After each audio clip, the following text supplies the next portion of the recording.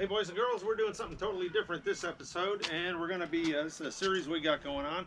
We're going to turn this slab into a 20 by 36 shop, studio, whatever, but we're going to show you what it takes to put a small building up and kind of like a big hangar too. Same process. So I'll show you what's going on. This should be a big one and a fun one to watch.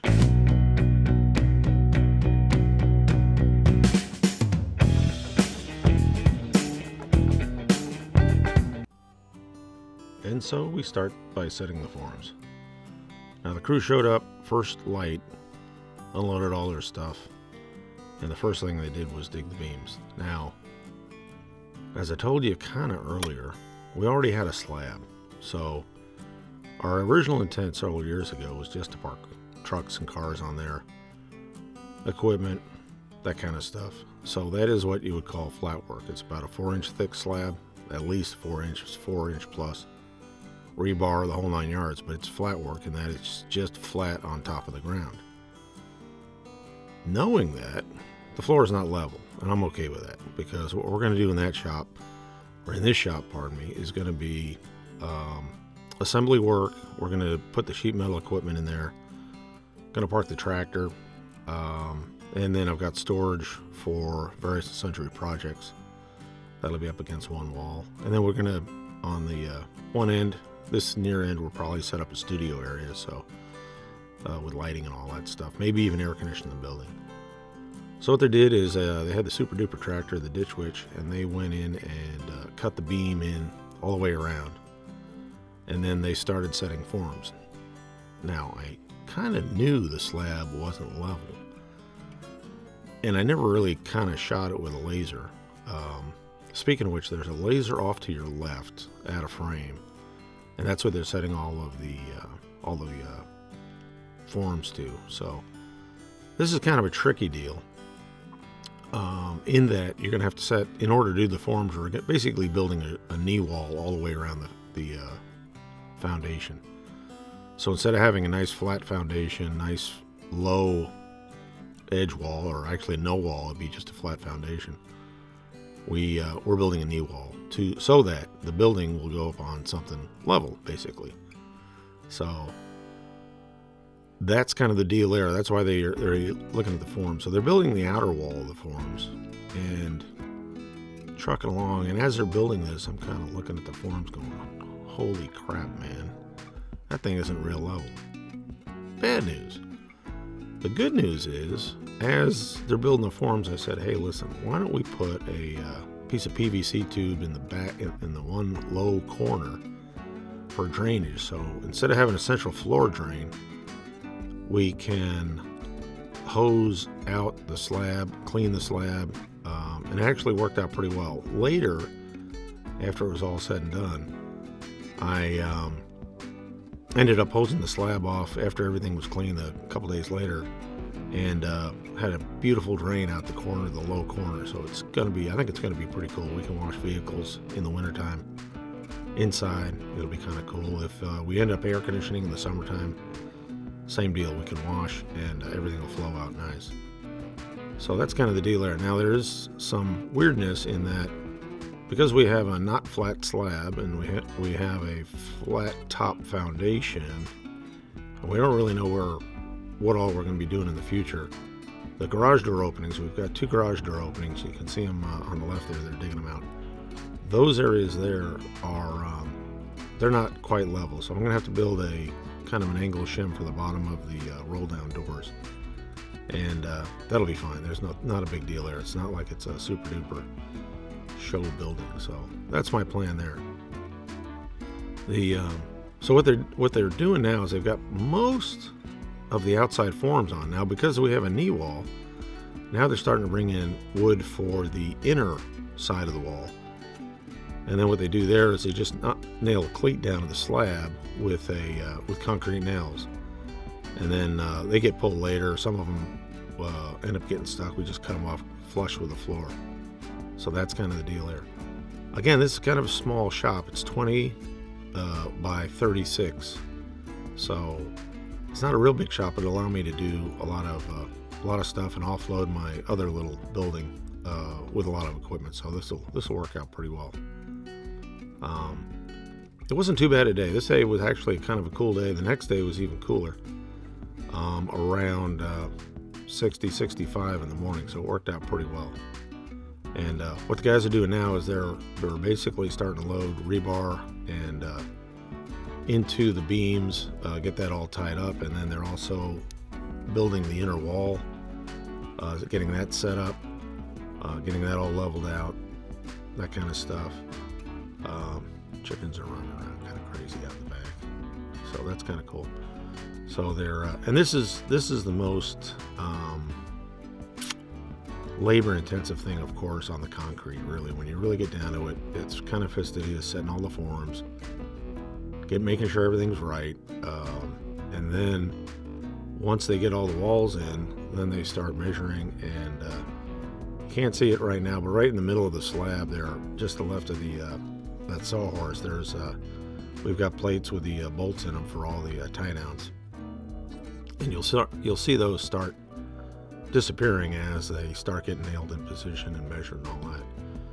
So we had a total of 1, 2, 3, 4, 5, 6, 7, 8, 9, 10, 11, 12 bolt plates, and you can see now they're starting to pick them up and lay them out. He's walking around, the lead is walking around with the tape measure and getting everything nailed down. So those are all in position where they're supposed to be. If everything works out perfect, our building should bolt down to it. We're going off of foundation plans that are going to be coming with our building. So we had the construction plans out there, and that's what we're doing all our dimensions to and all that. So they're doing getting all that done. Now they're kind of doing the final tie-in of all the little bracing, make sure there's no blowout. So now it's concrete time. This is they went and took a lunch break. The concrete truck came up.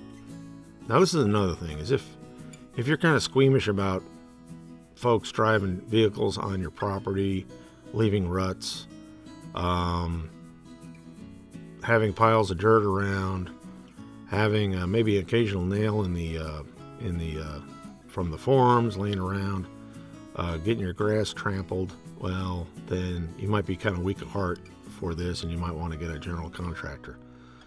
On this one, we did it. We basically, I'm acting as a general on this. I'm contracting for the concrete. I'm getting the concrete work, I guess you'd say it. Also off to the right, you don't really see it, but off to the right, we also had a small sidewalk put into the shop, and you'll see that a little bit later. But we had they were doing some more work off to the right, and then you see the truck is kind of working along, actually kind of surgically. These folks obviously know what they're doing. They've done this before, and as they're working it all down, making sure that we don't have any cavities in the concrete, they're kind of working it down. Then the follow-up crew, you can see them, they start troweling it. They're starting smoothing, troweling, getting all that stuff done. And then you'll see them start working the edging and all that. So, again, they're just kind of dribbling it in, making sure that we don't have any cavities, working it down. And now it's right around probably real time, as far as what you're seeing here for the pour is maybe about actual real time pouring the concrete while the truck is there, 30 minutes, maybe 40 minutes, something like that. So it goes pretty quick. When you really get down to it, we don't have a lot of concrete because it's just an edge wall, but we do have some pretty deep beams. So for that matter, it's a pretty good amount. And again, the truck's kind of rearranging and all that. Everyone's getting everything set in there, and now they're kind of working on the finishing. Again, you see some folks going off back and forth to the right. There's a sidewalk going in. They finished out a sidewalk that wasn't complete. I kind of didn't do that a couple of years ago, so we decided, hey, let's get that done at the same time. So now, again, you see them folks just kind of going around detailing, that kind of stuff, making sure everything's where it's going. You'll also see out in the driveway. They're washing out the truck. That's the other thing is, if you're going to get concrete delivered to your they're going to be doing a washout, make sure it's okay. So we've got a gravel driveway, and they end up washing it out in the middle of the gravel driveway. We've got just rough, big inch stones, probably something like that.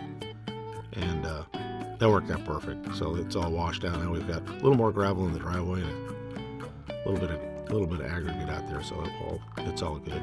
And now they're pretty much just doing the final detail stuff. They're taking the wood plates off. They've got all the J-bolts in. It's starting to stiffen up, so they're kind of taking those off, making sure that everything's good. And then once they'll take the wood plates off, the template plates for the bolts. And the reason they're doing that is they're making sure that there's no cavities underneath it. And then they'll come back and trowel under, make sure that's all troweled down. There's no air gaps or anything's crooked, that kind of stuff. So that's kind of what they're doing. As you can see, that we're down to 2 guys now, and they're just doing the final checkout and that kind of stuff. In the meantime, they've gone and brushed the sidewalk off to the right. They've edged it, all that stuff. This is the next morning at first light. Sun's not even up yet. Stripping out the forms. This is probably, if you want to call it the messiest, it's not really that bad. But what you're going to see is you're going to end up having a lot of nails laying around. So what I did later is come around with a magnet and pick them up. But you just have a lot of framing nails. We've got a burn pile there over behind that cement mixer. So they were able to take all any kind of scrap stuff they can't reuse and put that over, just get rid of that. We'll burn that for a beer drinking thing when it gets cool. And then they're taking long lumber and laying that out by the fence there. They'll bring their trailer around and load it up, get that going. And again, they can reuse all that stuff on the next job. You can see they're sweeping the yard. Big white truck, that was my insulation. That's going in the garage for now. I don't have a hangar to put it in or a shop to put it in, which is what we're building. So we put it in the garage. They back their truck up. They're loading up the reusable form wood, getting all that done, sweeping the slab, tamping around making sure everything's looking good around the edge of the concrete work. Then they did a couple little touch-ups. So, hey folks, how's it going? Well, a day later, and we have a slab poured. Got the slab, and then it's set up for a couple garage doors. What we did is, and I probably already talked about it, but you can see the far wall is little bit taller than what I thought, but that's cool. Anyway, next step is we're gonna go get a building to put on top of this thing. So that's it for this episode. Thanks for watching, and please hit subscribe, like, share, notify, all that good stuff. We really appreciate it. And if you have any comments, let me know. This is what we're doing. It's a small shop, so hang on, keep on following. We'll catch you guys later.